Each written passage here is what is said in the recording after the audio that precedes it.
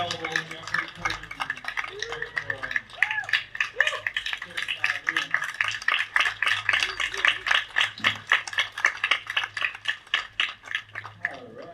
Okay, who's just dealing with Hi guys, how are you? Let's dealing with the music. I wanted you guys to feel it a little bit at home. I play a little spooky music. Is that okay? Yeah, if we live in a funeral home. Hi Jeffrey, how you doing? Good, pal. How are you? My name's Ken. How are you? Good. I didn't have a chance to meet you. You came in the front door. You didn't come in the side door with the town. Yeah. I'm not touching that. Okay. So it's kind of weird. I'm usually the guy that's behind the soundboard, Okay. and when they ask, "Hey, who wants to do the Re-Animator game?" I just get shot straight up. You know, I mean, there's so many questions I want to ask. I mean, obviously, you know, we can start early, and you know, you came off of Body Double before Re-Animator, correct? Yes. Okay. And what was that like? Coming from that kind of movie and that kind of genre to... You mean from De Palma to Gordon? Yes! It's not that much of a stretch, is it?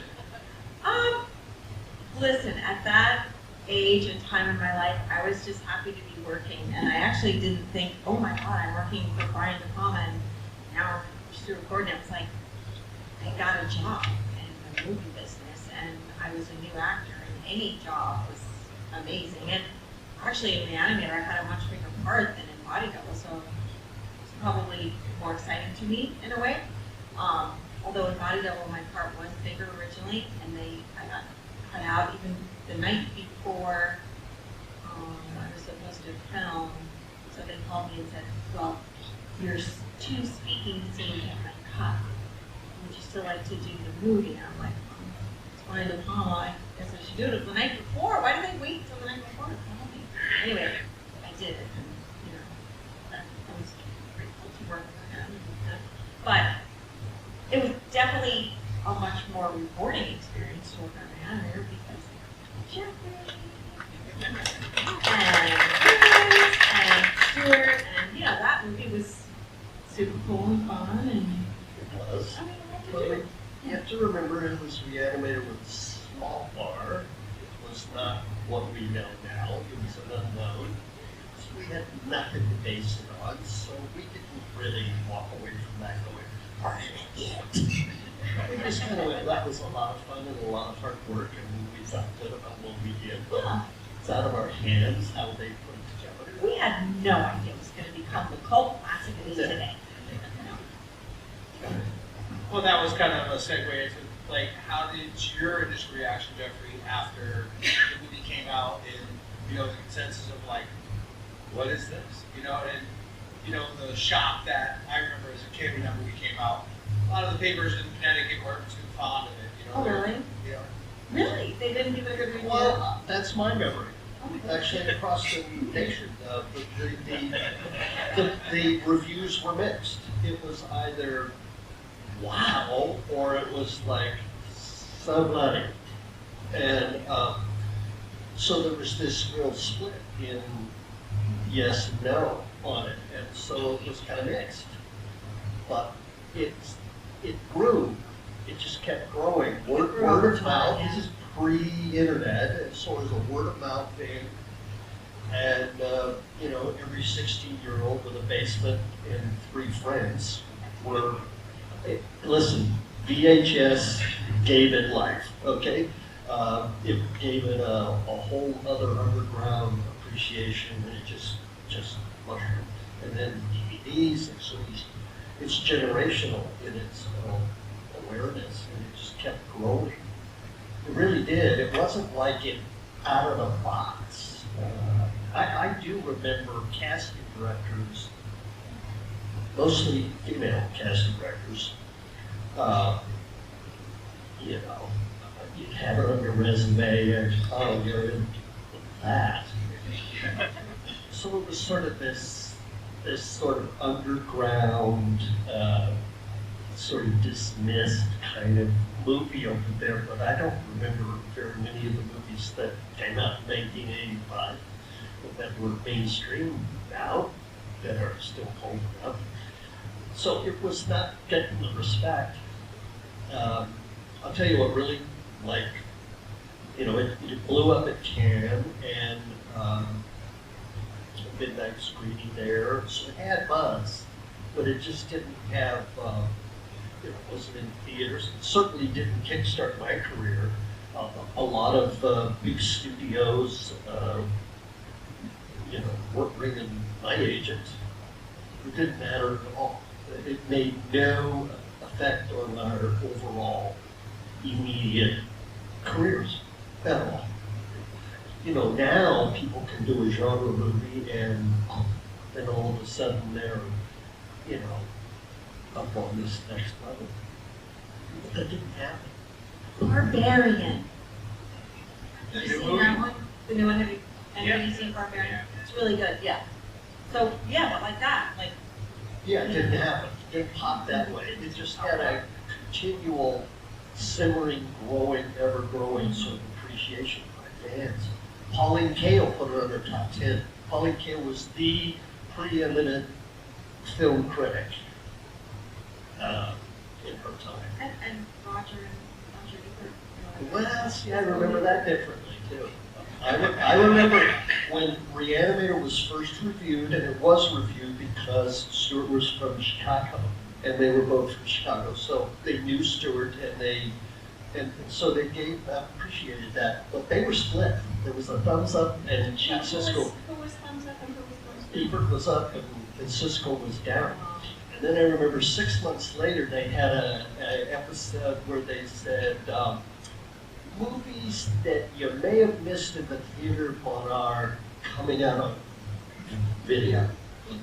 And Re-Animator was one of them, and we both gave it a thumbs up. Yeah, so they changed their tune after. And it was Popular. like, well, isn't that interesting, Mr. Siskel? Well, he has been known to be wrong. He did say Alien was a haunted house in space. So he has been known to miss the mark on horror movies. A couple of times. You know, going forward as you guys, you know, as your career started evolving and stuff like that, obviously you guys rejoined Horror from Beyond and Ken Forey and stuff like that. And I mean, it's like you guys have, you know, made, you know, a couple movies together that, you know, for us as fans to watch that stuff and to see, like, how does your relationship outside of that? We're friends. Yeah, we Well, like each other. For sure. Well, no, I'm just saying, it's like, you know, obviously, because like sometimes people work with each other, yeah, you know, hey, I'll go call and get in touch with. You guys have made two cult classic movies, you know, and as far as friendships, like, you know, I mean, I'm just, as a fan, like, do you guys still, like, you know, I mean, you guys talk outside of, you know, that? We do, on occasion. Yeah, we'll call each other about things and Hey, you text heard about each that? other. What do you think about that? Yeah. Or, yeah, we'll text. But- Usually. But for a long time, I was living in San Francisco, and Jeff lives in LA, and I actually just moved back to LA. So maybe we'll see each other more. Yeah. But we had breakfast with other friends of ours and got together a few times. So. Talk about projects or something like that. Yeah, and we actually just worked on something together, which hasn't been announced yet. Jeff hasn't really. Cool. I don't know. Are we allowed to talk about it? I don't know. Yeah. What the fuck? You don't have to worry about the thing filming over there. It might not be on the internet yet, but it might be on there soon. Hasn't he talked about it on his social media? Yeah, he has. So I think you can talk about it. It's kind of why I Well, brought it as up. he says, Andrew Bowser. Andrew Andrew Bowser. Bowser. He's the Satanist. No, he's Onyx. Onyx the Fortuitous. Do you know? Have you ever seen this character that's been like on YouTube videos? and Listen, stuff? he's got a real following on YouTube. He's created this character. Yeah. You know, this sort of stunted 30-year-old who still lives with his mother, but has this alter ego that he's this grandiose school guy called Onyx the Fortuitous. But really, he's just a broken nerd who's scared and just wants to be cool. And he's just created this really lovely character, and there's a number of videos, and he wrote a screenplay, and he did a, GoFundMe, not Kickstarter, GoFundMe, and raised a lot of money, because he has this following, and then he got an investor to sort of basically match that, and he's got a budget, and we made a movie. Yeah.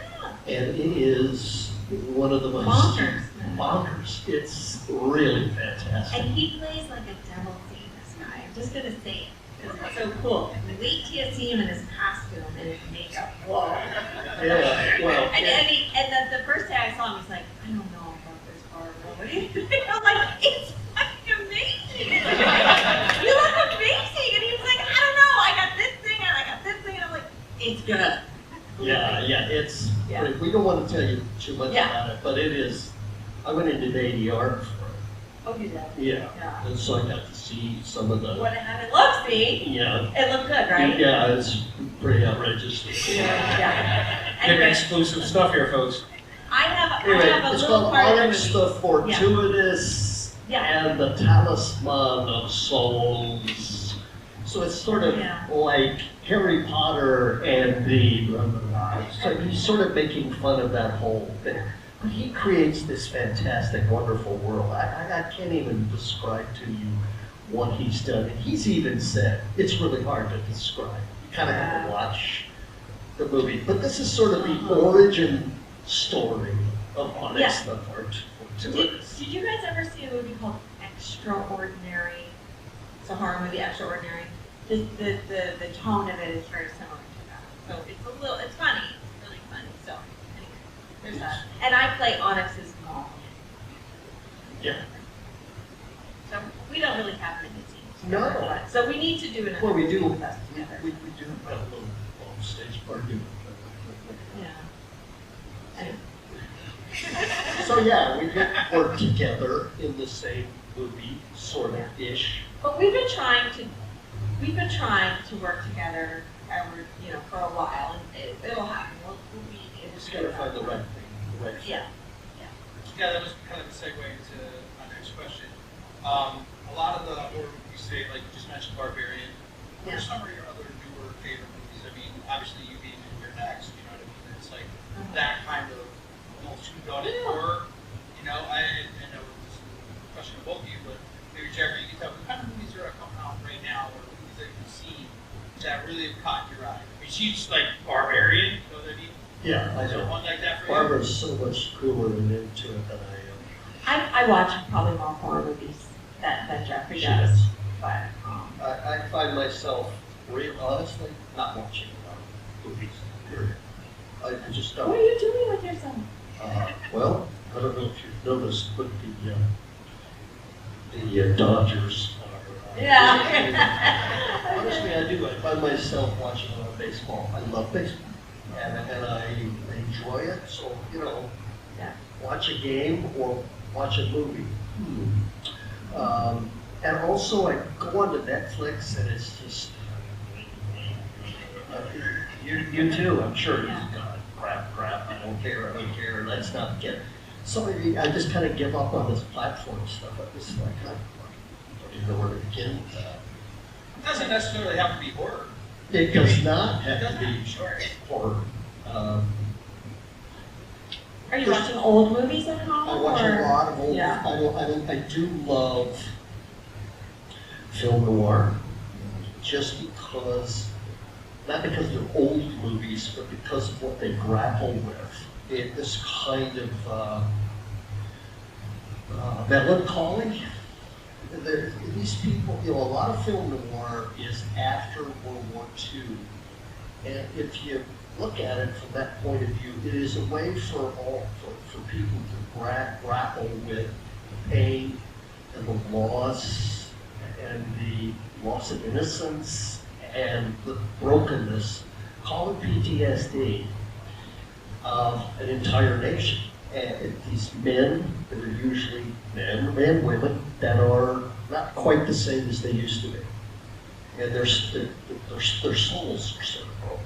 And they're trying really hard to find good in a world that's slapped in the face. They come back and they're broken and they're still trying to hold it together. To me, that's what I see. And so I'm really drawn towards this kind of that human struggle of trying to fit in a world that they don't recognize anymore or that doesn't recognize them anymore. To me, that's far more interesting. And so I like the way they're lit. I like that kind of expressionistic, moody kind of thing, whether it's black and white or color. The tone is what I really like. And I don't know.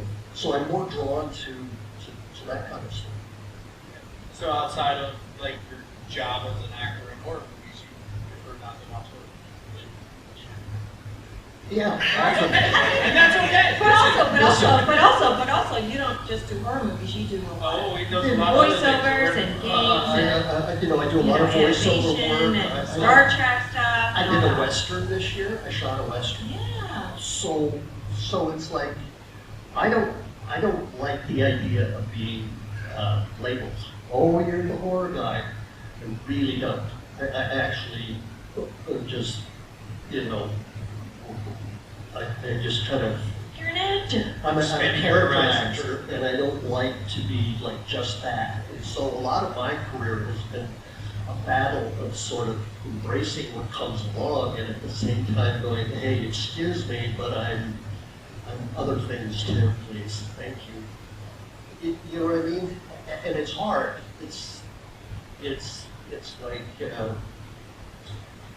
like, it's like Don Quixote. It's fighting windmills. It's probably a futile battle. Well, I mean, look at these people here. They named it because I know that. I mean, Just that's tell dead me. real. Listen, I'd be here if he was in a Western. This does not. This does not mean. Horror fans are different than Western fans and comedy fans. We don't have fans like, Right. they don't have fans like we have. That's right. I mean, you don't go to a comedy convention. No. Well, have you guys seen Bone Tomahawk? They cross horror into. Yes, they Just don't get me wrong. I love horror when it is really, really smart. But there's a lot of horror where I go, nobody would do that, right? That's really not what anyone would do. But here we go. That sort of stuff just really kind of, it's the logic of it that really bothers me with horror, or the kind of horror. Well, then don't watch Barbarian. The kind of horror that is just in your face to be in your face. It's just unmotivated. That's what really bothers me. It's like, oh, now it's shock time again. You're just doing it to just Well, okay. numb us out. I just found interesting. But I'm looking forward to the new Hellraiser. Oh, Yes. The new Hellraiser coming out by David Zucker. yeah. Yes, it looks very interesting. I think the take on that is going to be very interesting. Definitely worth a watch. I just look forward to the writing books. Yeah. And they hired Jamie Clayton, she's transgender, to be the lead role. Is Doug Bradley? Doug Bradley role. Let's go. Yeah. Is Doug Bradley in it? I don't think he's in it, no. Yeah, well. Anyway, I love that. I watch a lot of horror movies, and I've been producing movies recently, and so I feel like I have to keep up on what's going on. And, So that's what you do for fun. yeah, I mean, I have a She Shudder does. subscription, Yes, she and does. I watch a lot. I do. I watch. Yes. I watch a lot. I watch the little movies, and there's Let's hear it from Barbara. Yeah, cheers. And I mean, I prefer a story that also is motivated and has character depth because I'm an actor, so I want the narrative to be strong and I want the characters to be interesting and to be motivated. I'm not like a blood and guts, like, crazy over the top type horror fan. But that can have its It place. can have its place, and we have that in Re-Animator, but No. we have a story as a beginning, middle, and end, and that's something that I think Dennis Crowley was really good at, and that's something since I've been producing I look for, I really look for good stories. I did a movie, Would You Rather? Okay. Yeah.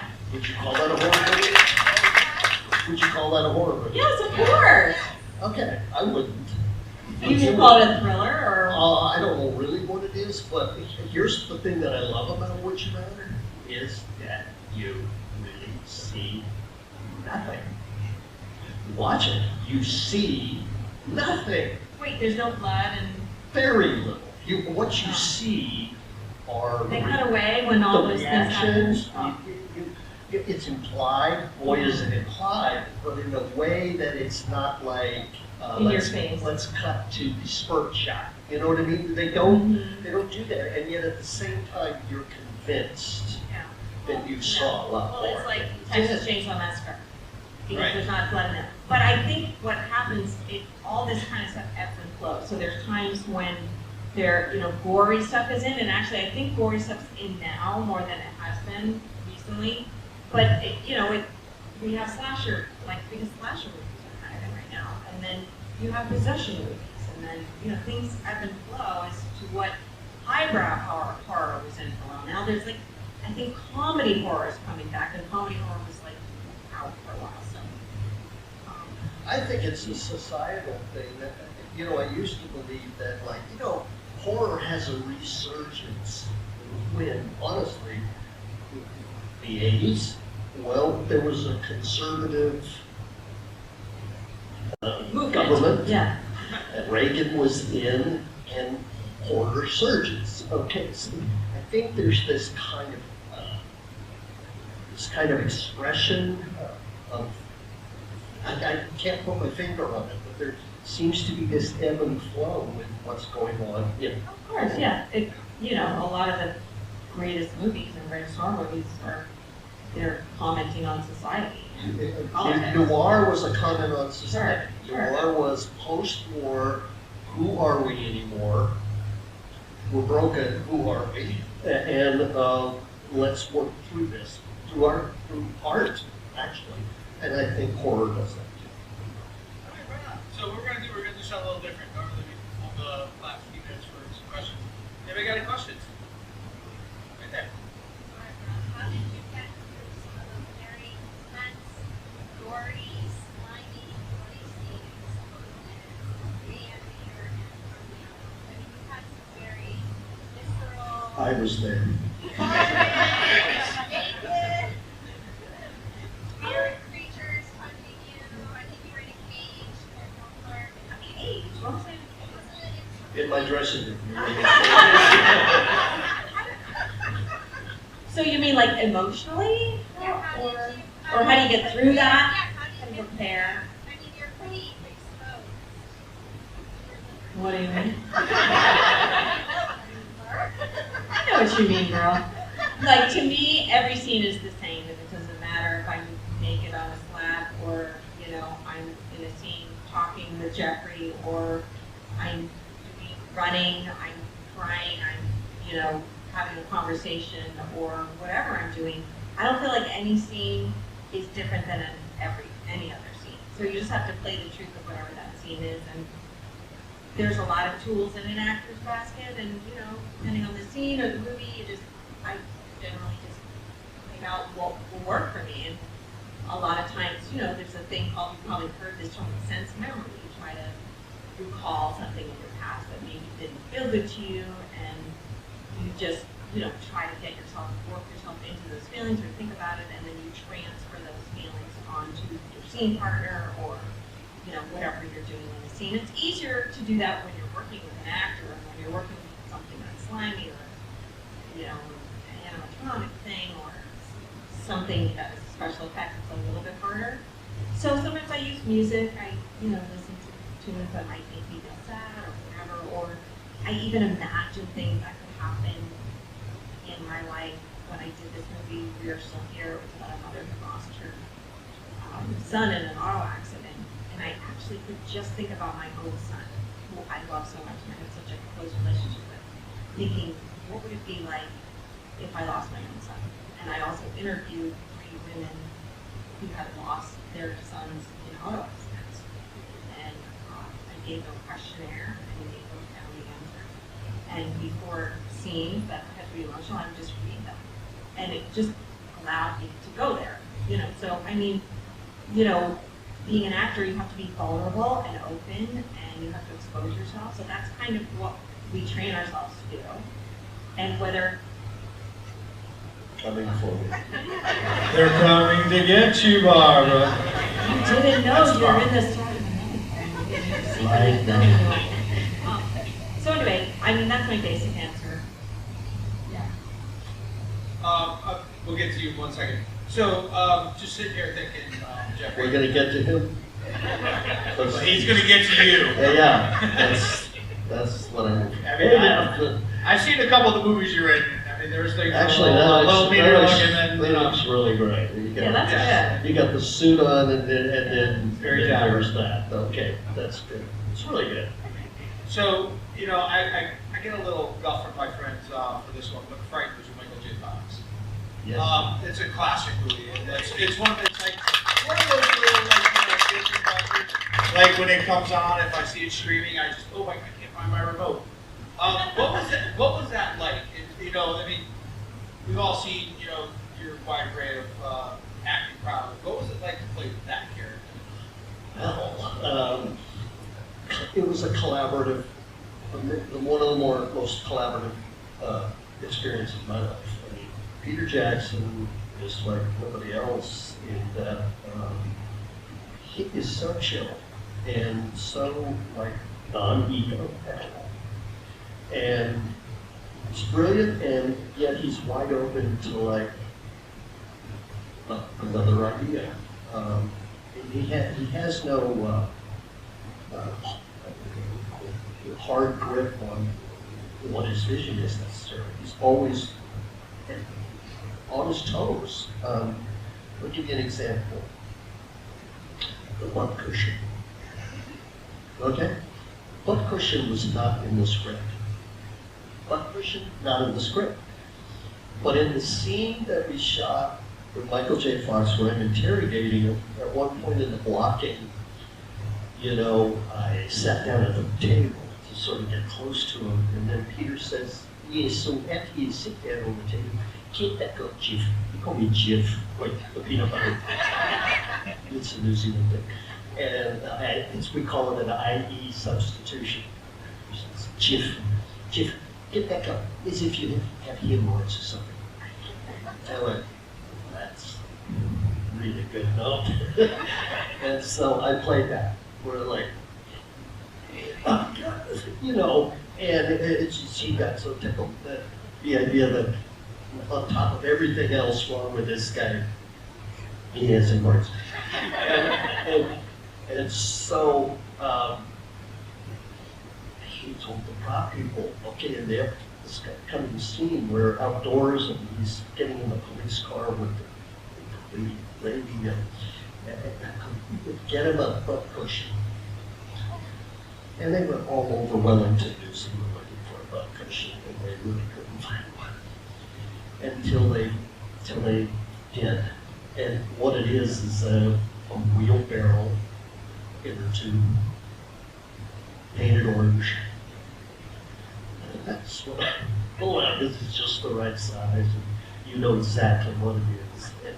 And then I sit on it in the car, it's just like, wait, he's got a butt cushion like in his own car that carries a butt cushion. Really? It's like something out of Bugs Bunny or something, but this is Peter Jackson. He's willing to see something and know its value really fast. The haircut, that was my idea. Why? I don't know. I went to the Wellington Library and I looked at it. I was like, this guy is what happened. Dammers is what happens when you are so fucking loyal to something that you will pervert your own mental health in the name of God and country. He's damaged. He's gone. He's not what he used to be. So what's the best example of like that kind of nationalism? And I went, wow. So I went to the Wellington Library and I got a picture book of young Hitler. I actually had one, and I checked it out. And I took it to Peter, and I said, well, what if my hair were like that? And without a beak, he went, yes, that'd be good.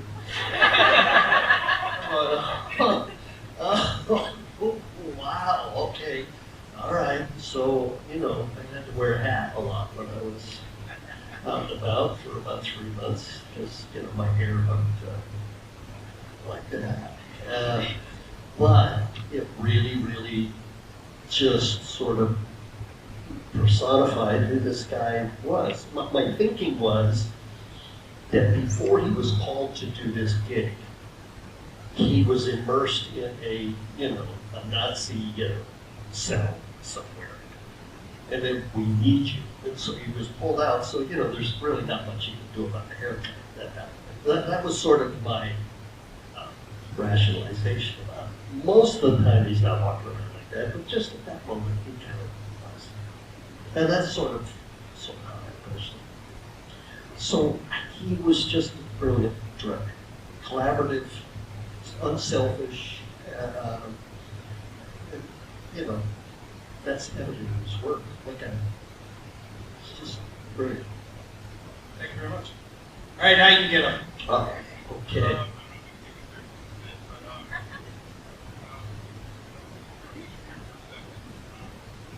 Now I'm scared.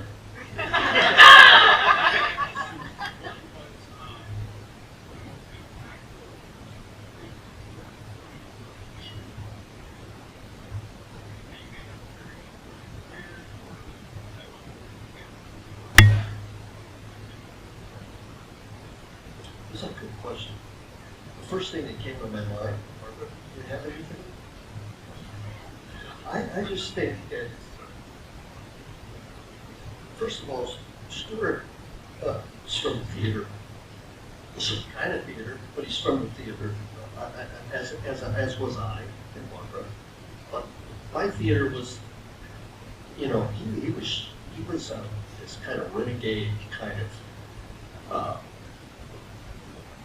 in-your-face kind of theater, much like his movies. He was very interested in busting the fourth wall and really making an impression on an audience like this. He is in his theater work just like he is in his film work. He's always interested in that. Whereas a lot of theater, there isn't that attempt. You create characters, you create a scene, and if there is some sort of emotional response, it's not because the membrane between the audience and the theater was intentionally broken. The magnificent thing about Stuart, and with Re-Animator, is that he was able to do that. That it was, you were on this ride with these people, and then at some point in that movie, you stop going, I wonder what's going to happen, and you flip to, what the fuck are they doing up there on that screen? You know what I mean? There's this kind of shift of realizing what you're watching kind of thing. Also, theater is a osmosis, because in a live set, in a live theater situation. It is a communion. When you watch a movie most of the time, it's not. It's a very passive, you're watching it, there's no, Stuart was able to bring that kind of communion with an audience with a film. And it's really, really, really incredibly hard to do. The main thing I learned from Stuart is be brave. He would outrageous things he'd say to do it. Man, I don't know about that. Many times. Many times. For both of us on a set, it would be like, I don't know. You want to go there? That's what you want, really? That far? And you go, yes. And then you go, well, you know, he's the director, and it's his vision, and I will do my best. And then you take that leap of faith, and you find out he was right. Okay, he got you out of your comfort zone, and you created something special. He just had that kind of belief that, no, let's go farther. Let's just one more step over the line, and you'll see. And I was skeptical sometimes. I would actually echo what Jeffrey's saying. I don't think I have anything that's like that different from what he's saying, because I feel like Stuart had a singular vision about what he wanted, and he was a very controlling person in Sure. a way. Yeah. And, you know, if he could play any part in the movie, he would. He knew your part better than you. And he wanted a certain thing from you. And he was collaborative, but I just felt like he wanted me to do his bidding all the time, which is fine. We both do. Yeah, we both felt like that. Any argument with Stuart, Mhm. not argument, any discussion or debate about something, you always felt like you were talking to someone who his only purpose was to just convince you that he was right. He wasn't really accepting what you were saying. He was just kind of turning it around and just do it my way. And we say this in a loving way too, because but he was that singular force. Like Re-Animator has a certain feel and a look to it, and a lot of people have described it as operatic, you know, on film. And it kind of is like an opera. And From Beyond, to a certain extent, had that. I think House of Freaks a little less so. And then as he got on his career, I think he did try to be a little bit more subtle. Well, Castle Freak Well, was. definitely more subtle, but I remember, you know, yeah. Yeah. But you know, I would say that Stuart taught us to be brave for sure, and you know, I remember when we do anything on a set, we'd say, well, I think we need a little more humor. I think we need a little more slime. Barbara, we need some more emotion. So, you know, and then I think it was you who said this, who were like, you know, Stuart just wants more all the time. Was it you? Am I remembering this correctly? And you said, with Stuart, more is not enough.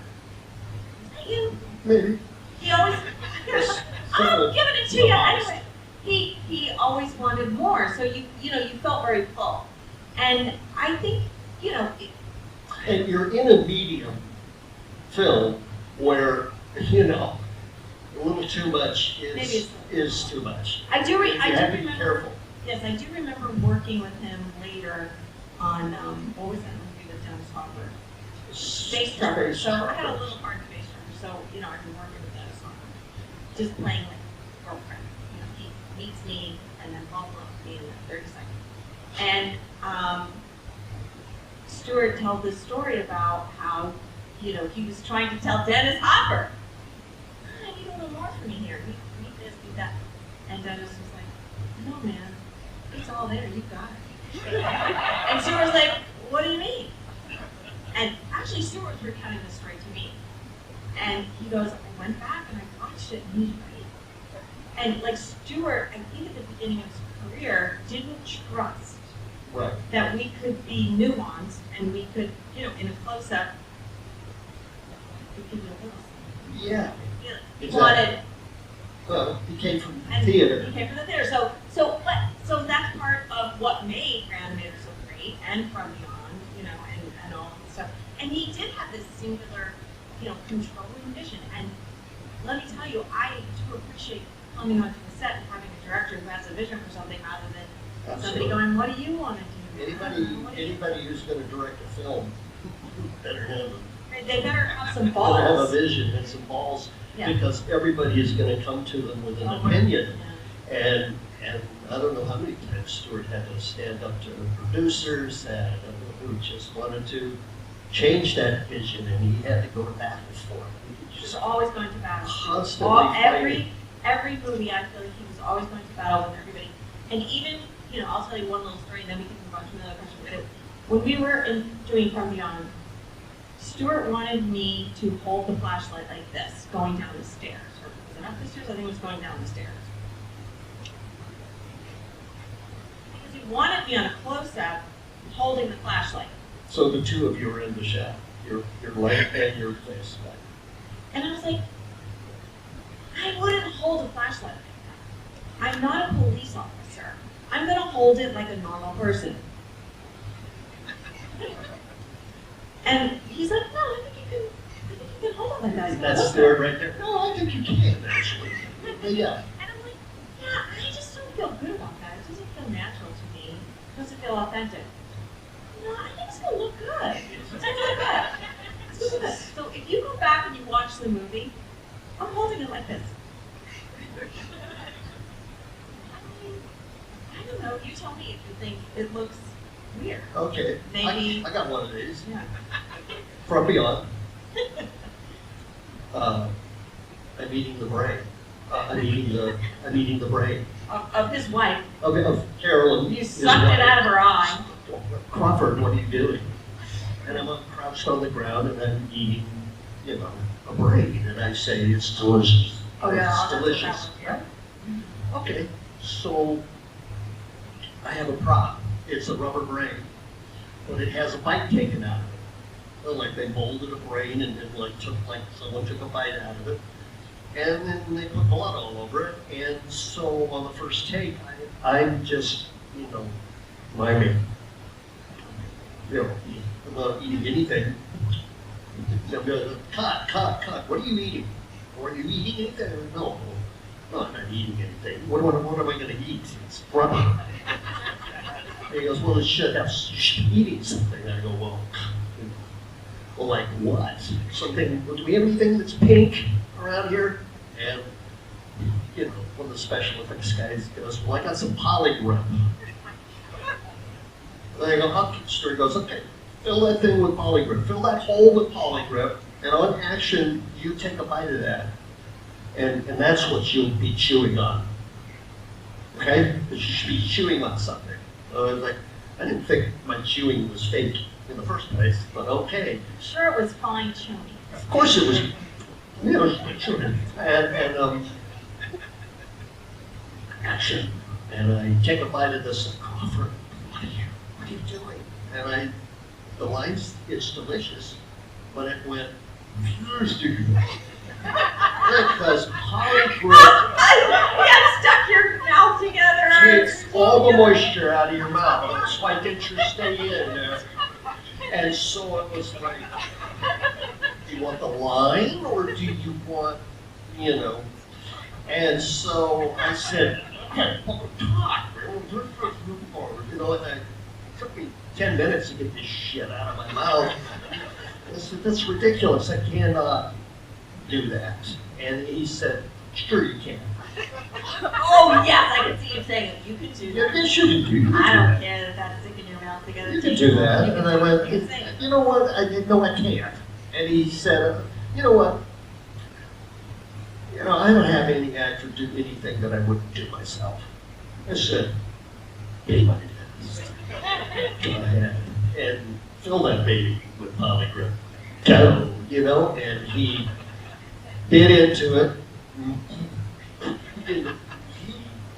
And he spit that shit out faster than you can imagine. And he said, yeah, just like that. You see, we had to go through all of that. Movie magic. To get back to I where actually we can't started. believe you won that round. Like that's like I don't think I ever won a round with It that. may be the only one that I Yeah. did. Only because, he doesn't do anything that he would. Yeah. It was just one of those things. Don't eat polygraph. It's glue for adults. It's- We got any other questions from anybody? We got time for one more because I know these guys. And she didn't get into really early, or is it? No, I'm fine. Okay, I told but you, you you can need- ask as many questions as you fucking want, man. That's why you're here all weekend. There's not a lot of people here tonight. I understand tomorrow's going to be busy, yes. so if you guys want to ask more questions, that's fine. Okay. Go ahead.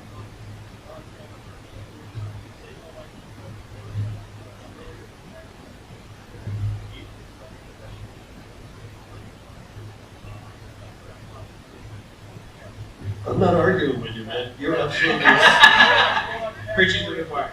A broad canon, that's what I like. That they're all like, I'm not like the same note every time. That's what if I'm going to be in the genre or I'm going to be categorized, at least I'm gonna kind of change it up on you for us. Yeah.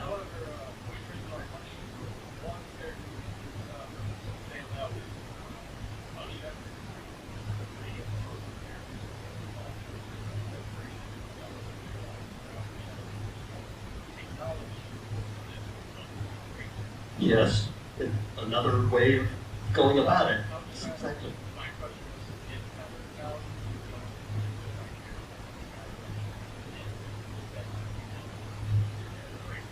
Well,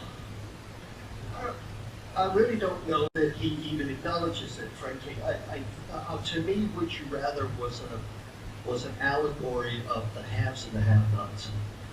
That the people that have really all the money, the 0.001%, who have lived a life of privilege and have for decades, there are families of legacy, that it perverts them. They don't even know how hideous they are. The other people are playthings for their amusement. That's what's so sick about the whole thing, is this is a ultra-rich legacy family, and they have this perverse yearly ritual where truly desperate people will do truly awful things to themselves and to others in order to get the thing that they need to. I mean, those people are desperate that are at that table. They are all there, all of them at that table are there because they're in real trouble. Shepard could help all of them. And yet, he thinks he's a man of honor. That's what's so sick. Because you know what? The person who wins gets paid. I kept my word. I kept my part of the bargain. You won, here's your money. What are we going to do next year? It's going to be fun. They don't even realize how immoral they are. That's what I was so. They don't really know just how bad they are. It is great, good fun, and oh well, people die. Well, people die anyway, and I'll be on my yacht. To me, that's what the movie is about. It's really kind of a 99.99% versus the 0.001%. You know what I mean? So that's sort of the way I approached it. It's people that they're sociopathic in their privilege. They can't even empathize with people that are desperate. It's infuriating. To me, that's the power of that movie, is that kind of fun. Yes, I've been watching your Twitter. Yeah, good. Yeah. Anyway. It's a great question. Right here in front.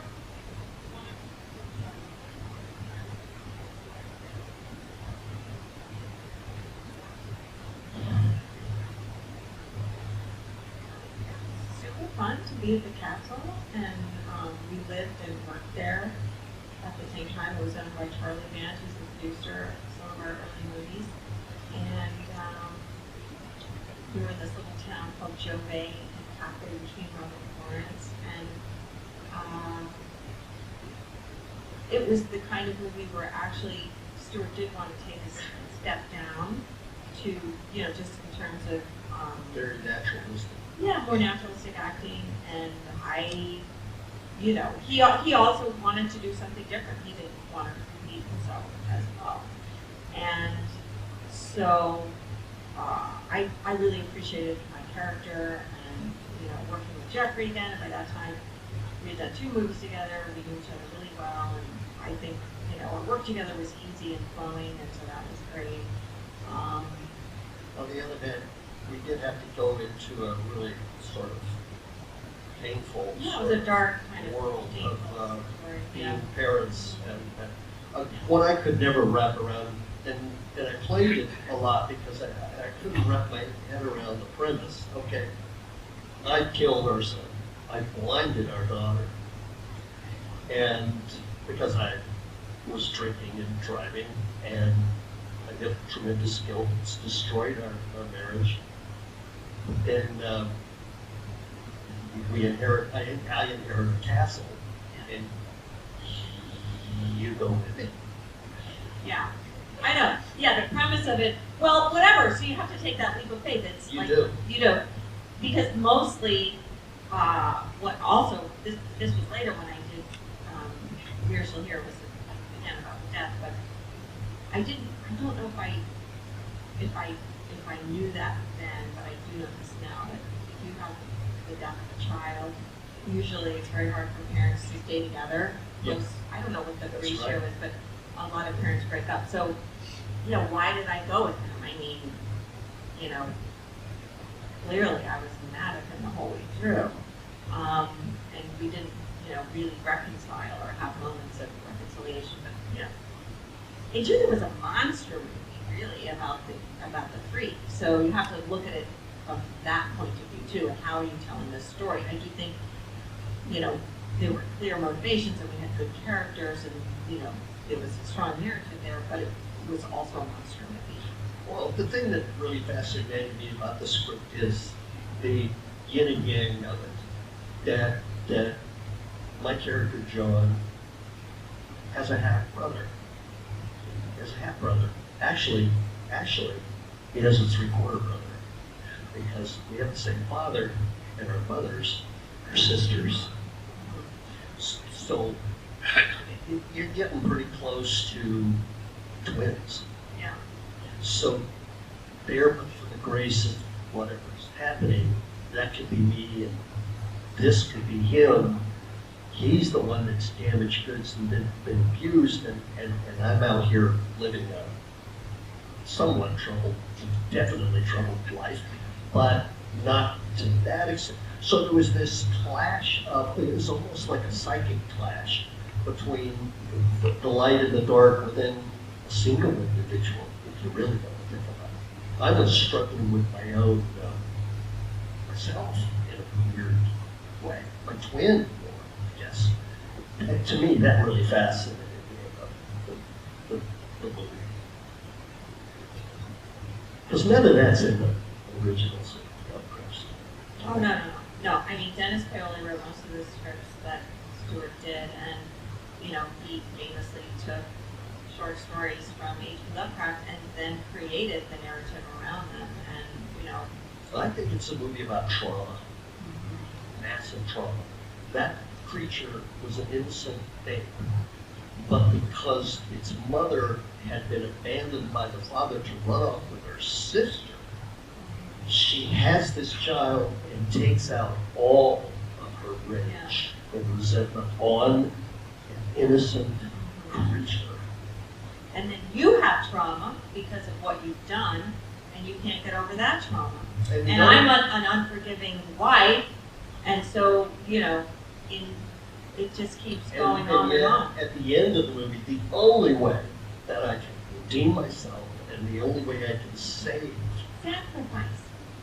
my wife and my daughter is sacrifice myself and Which is like very, you know, it's religious. and take the beast with me over the precipice. Yeah. And So, I mean, really, Dennis Paoli, let's give a shout out to him for writing all these stories. He was very, and a very close collaborator with Stuart Gordon.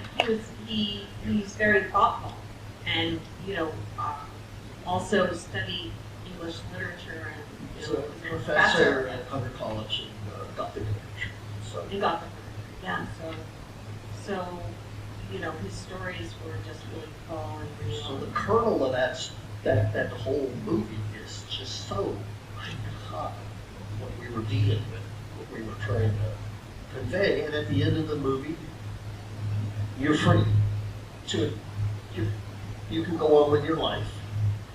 There's that little boy who is now got a father in the village, and you're going to be damaged, but you're not going to be.